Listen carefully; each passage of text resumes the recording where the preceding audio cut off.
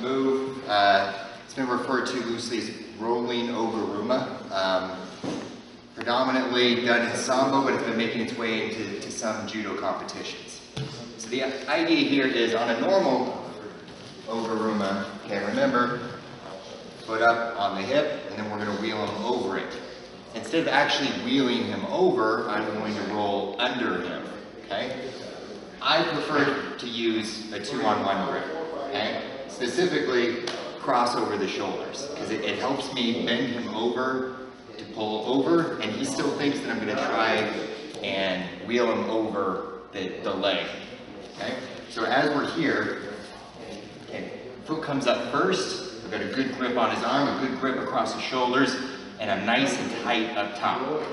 I'm going to hop back and then immediately roll under. And it's not rolling this way, it's rolling under that way. I want to try and get my shoulder onto his ankles or his shins. It's not going to happen, he's going to flop over on top of me, and then I'm going to use my heel and my leg to flop him back down, okay?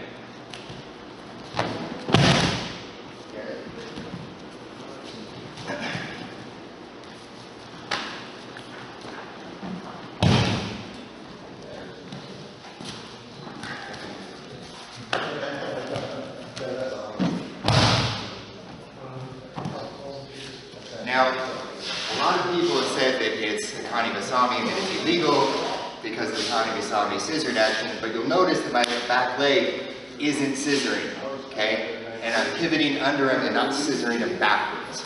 So, for a reference point, I'm going to do it this way, crossways, so you can see first the Kani-Basami and then the roll under Guruma, okay? Okay, you can see I'm scissoring his legs. He's falling backwards. Okay. No scissoring of the legs, he's rolling forward. Not illegal. I'm also not touching the leg, so I think technically it should be IJF legal. There might be some say about the rolling aspect of it, and it might be legal for that point, but not for the Kani-Basami. So once again, catch, catch. I'll start off with I'll start off with a low grip, okay, and then cross over even if I want to switch sides. So I'm going to take a normal grip here, cross like that, okay, come across, hook, back, wheel under, over he goes.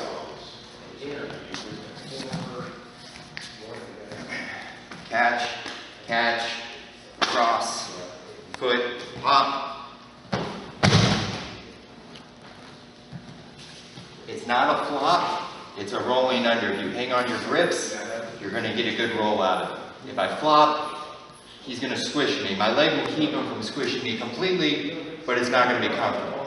For a reference point, don't do it this way, but still, you can kind of see, okay, he's now squished me, which is not fun, but I can still flop him over if I need to. However, remember, depending on your height, you're probably going to be falling a couple feet straight down. Not fun. Hang on your grips, roll under.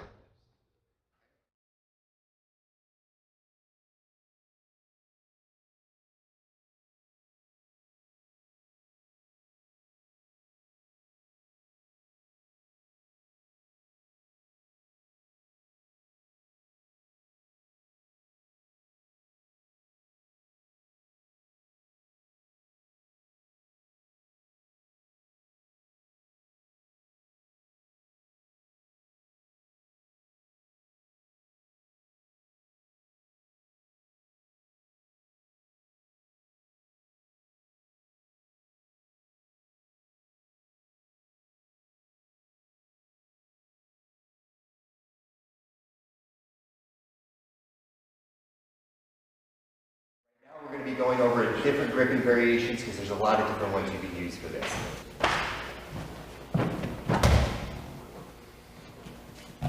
I don't know if it's necessarily as big as of a thumb, but it's certainly fairly easy and very controlled. Very confusing for the other guy because when you get a grip like this, he's expecting the regular O Guruma, boom, right?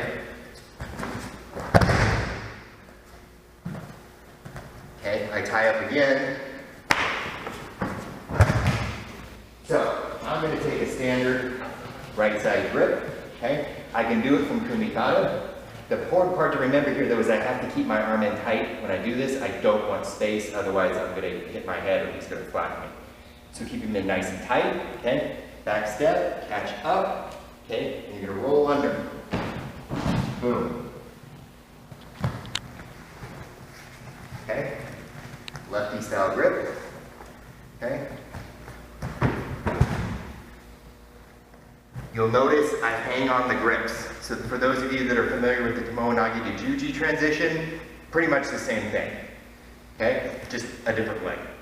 So a lot easier is a big monster grip over the back, even if you can catch the belt, okay? If you do have the belt, you're gonna actually have to come out. Can you turn around and show that monster grip? Okay, big monster grip, okay? Catch even more on the belt, bend him over, and it gets easier. Make sure you bend him over though. Okay? Coming through here on the side, okay, back step, foot back. And you'll notice on that one there's a lot more pull because you've got the belt or the monster grip. Okay?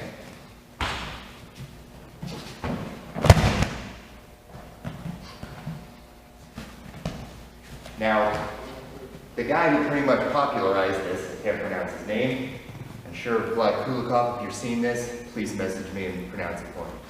Okay, he'll come through underneath and catch almost like a lapel right underneath the armpit here.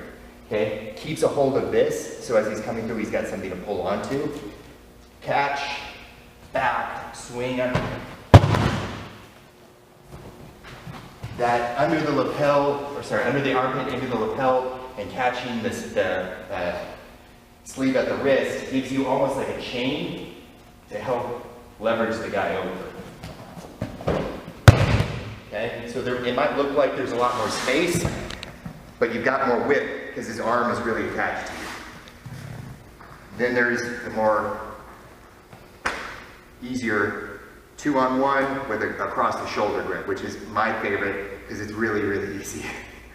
So if you've got a 2-on-1, you can catch and over you go. Easiest way to pull him down because you've got complete control over his shoulders. Can you do that again? Sure.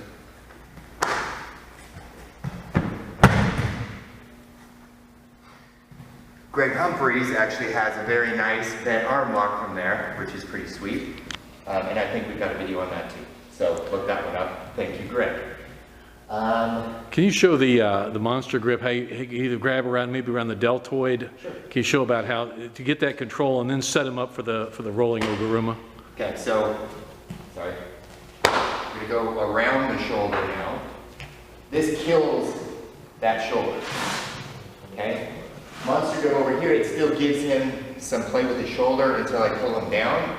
So we like to go around it, okay? I've been calling it the German grip. You see that a lot, okay? Catch it in there, squeeze it in tight, shoulder to shoulder. Step back, foot up, okay? You can see it's a straight down pull, unlike some of the other ones. It's very easy